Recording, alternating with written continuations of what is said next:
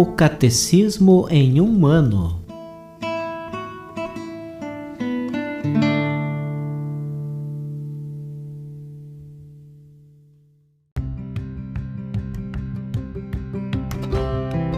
Olá, eu sou Yuri, seminarista da Diocese de Ponta Grossa, Paraná. Você está ouvindo o podcast O Catecismo em um ano. Vamos ler todo o Catecismo da Igreja Católica ao longo de 365 episódios.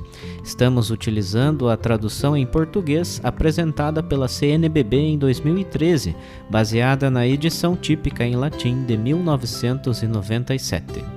Baixe o plano de leitura por meio de um link que você encontra na página do Instagram O Catecismo em um ano ou na descrição desse podcast.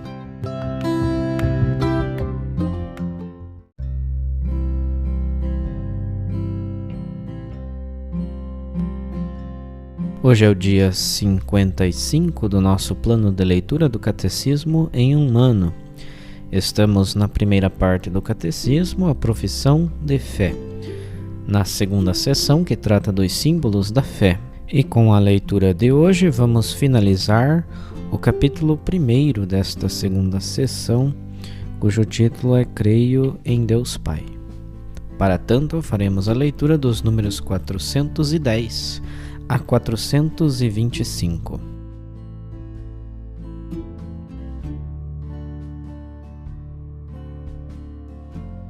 Quarto, não o abandonaste ao poder da morte. Depois da queda, o homem não foi abandonado por Deus. Ao contrário, Deus o chama e lhe anuncia de modo misterioso a vitória sobre o mal e o reerguimento da queda.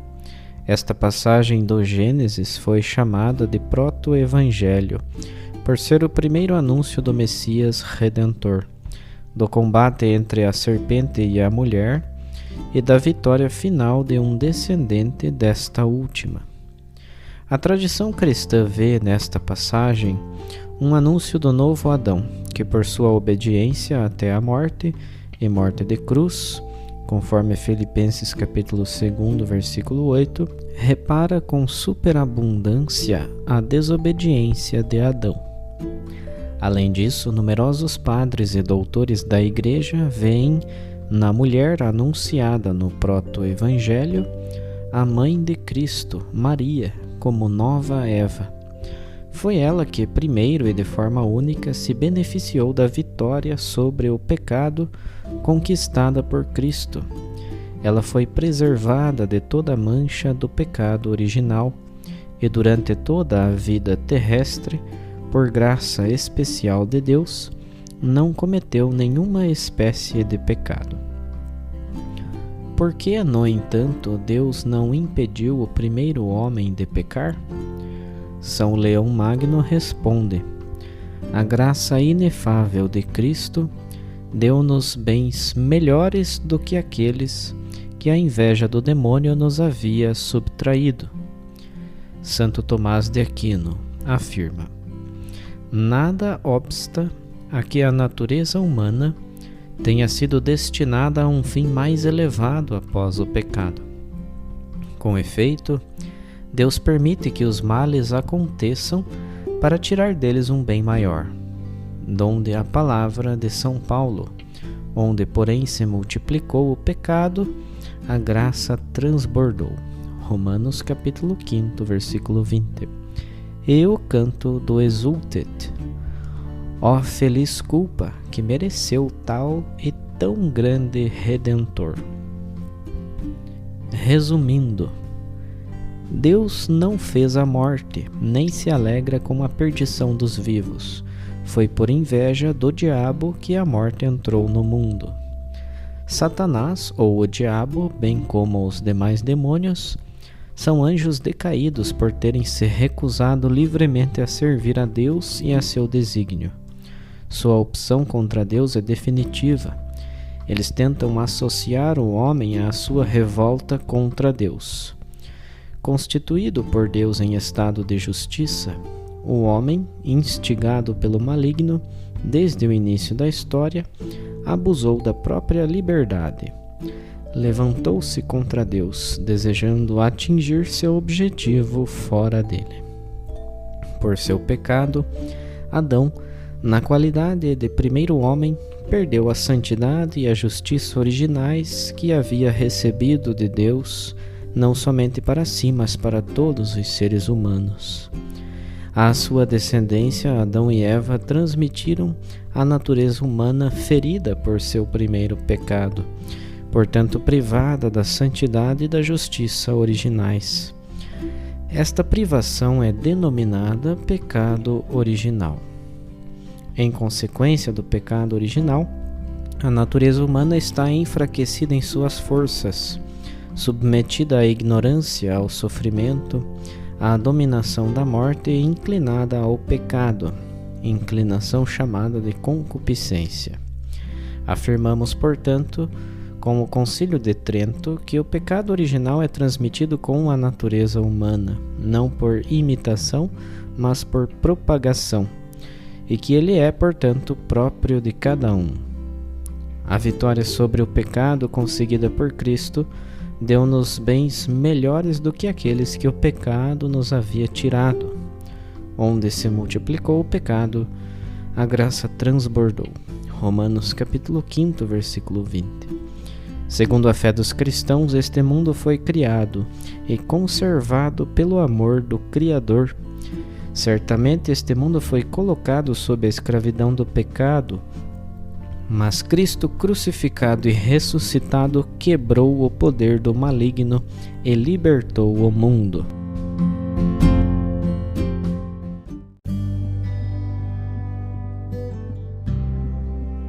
Para uma reflexão adicional, no episódio de hoje vamos ouvir a leitura de uma catequese do Papa Francisco.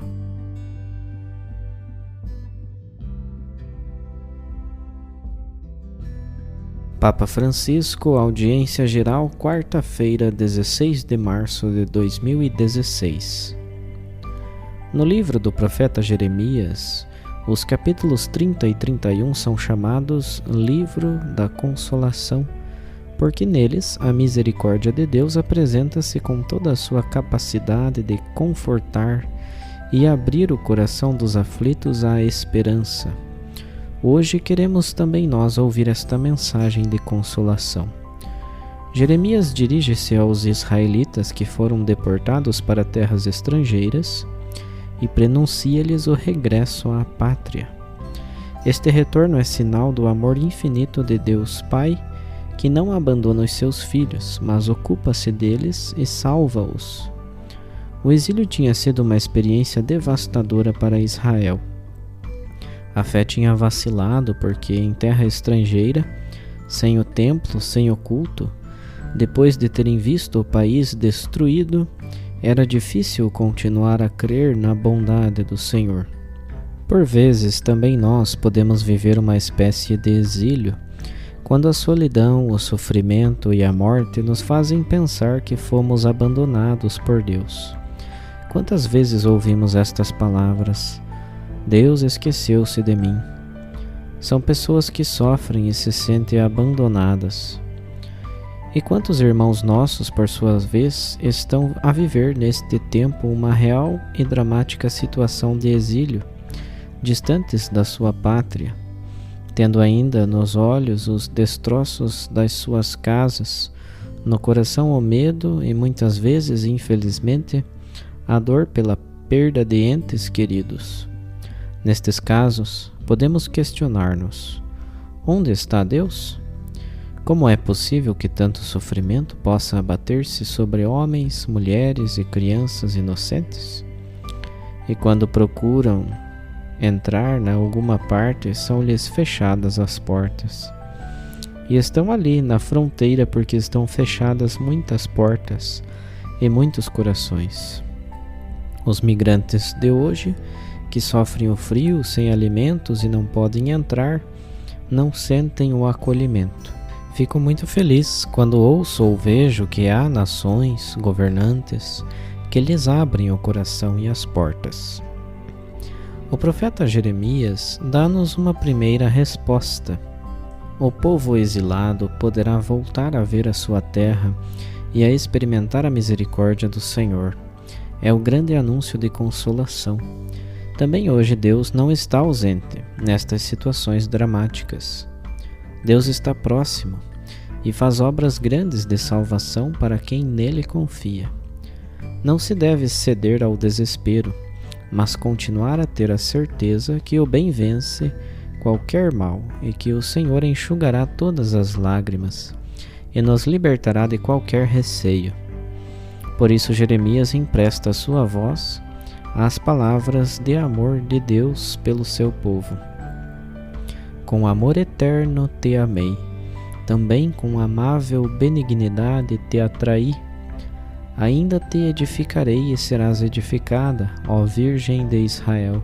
Ainda serás adornada com os teus adufes, e sairás com o coro dos que dançam. Jeremias capítulo 31, versículos 3 e 4.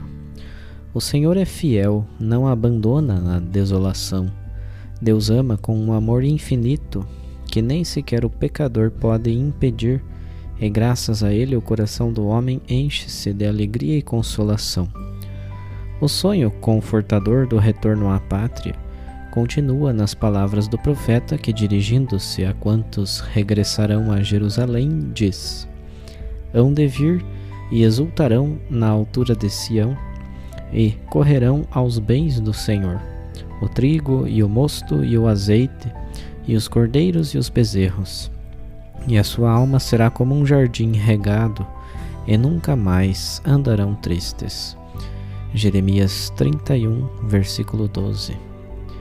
Na alegria e no reconhecimento, os exilados voltarão para Sião, subindo ao Monte Santo rumo à casa de Deus, e assim poderão novamente elevar hinos e orações ao Senhor que os libertou. Este regressar a Jerusalém e aos seus bens é descrito com um verbo que literalmente significa afluir, escorrer. O povo é visto num movimento paradoxal, como a enchente de um rio que escorre rumo à altura de Sião, subindo em direção ao cimo do monte. Uma imagem ousada para dizer quanto é grande a misericórdia do Senhor. A terra que o povo se viu obrigado a abandonar tinha se tornado desolada e presa de inimigos, mas agora volta a ganhar vida e refloresce. E os próprios exilados serão como um jardim regado, como uma terra fértil. Israel, reconduzido pelo seu Senhor à pátria, assiste à vitória da vida sobre a morte e da bênção sobre a maldição. É assim que o povo é fortalecido e confortado por Deus. Esta palavra é importante, confortado. Os repatriados recebem vida de uma fonte que os irriga gratuitamente. A este ponto, o profeta anuncia a plenitude da alegria e, sempre em nome de Deus, proclama: e tornarei o seu pranto em alegria e os consolarei, e transformarei em regozijo a sua tristeza. Jeremias 31, 13. O profeta Jeremias deu-nos o anúncio, apresentando o retorno dos exilados como um grande símbolo da consolação concedida ao coração que se converte. O Senhor Jesus, por seu lado, levou a cumprimento esta mensagem do profeta. O regresso verdadeiro e radical do exílio e a luz confortadora depois da escuridão da crise de fé realiza-se na Páscoa, na experiência plena e definitiva do amor de Deus, amor misericordioso que concede alegria, paz e vida eterna.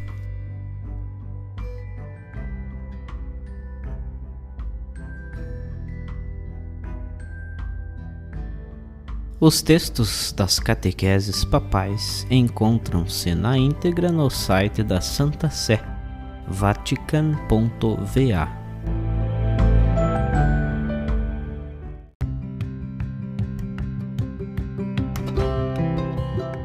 Você acaba de ouvir mais um episódio do podcast O Catecismo em um Ano, Continue nesse bom propósito de aprofundar o conhecimento e a vivência da fé católica e procure participar da sua comunidade. Rezemos por todos que estão fazendo esse caminho de leitura do Catecismo. Até amanhã!